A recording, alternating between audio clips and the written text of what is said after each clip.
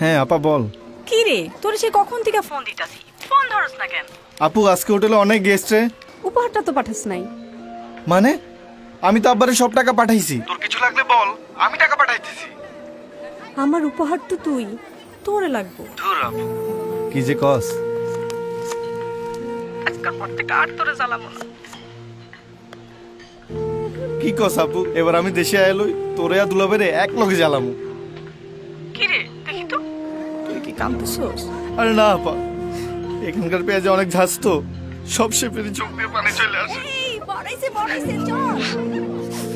আপা তোরে আজকে অনেক সুন্দর লাগতেছে রে। হাজার কষ্ট ম্লান হয়ে যায় তোমাদের মুখে,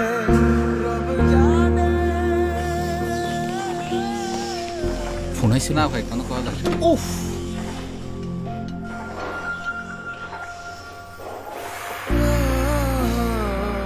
শুনছিলাম বাচ্চা হওয়ার সময় 21টা হাড্ডি ভাঙলে যেমন ব্যথা লাগে, তার চেয়ে বেশি বেশি ব্যথা হয়। তুমি এত ব্যথা সইতেছ আর আমি তোমার পাশে নাই। আল্লাহ তুমিও সহায় থেকে। তোমাদের হাসি মুখে মুছে যায় সব ঋতু, মিশে যাওয়া চাপা কষ্ট হয়ে ওঠে সীমাহীন।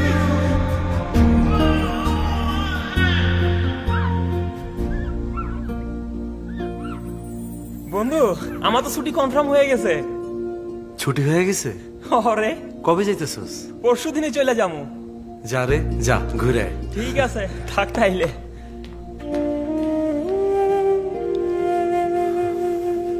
আমি বোধহয় সে অভাগা ছিলাম যে চাইলেও বাড়ি যেতে পারে না।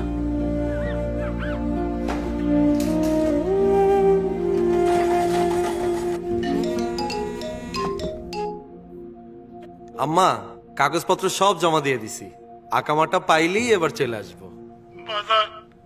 তোর মায়া নাই রে, তোর মায়া নাই, করে সাইডা তুই লাগে।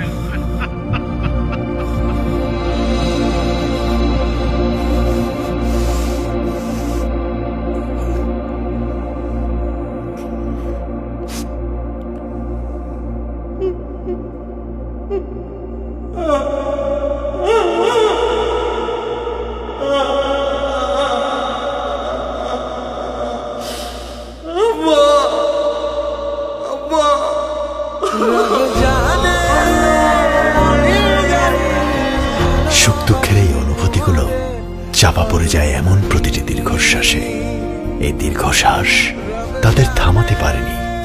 স্টারলাইন ফুড প্রোডাক্টসের পক্ষ থেকে রেমিটেন্স যোদ্ধাদের জানাই সশ্রদ্ধ সালাম।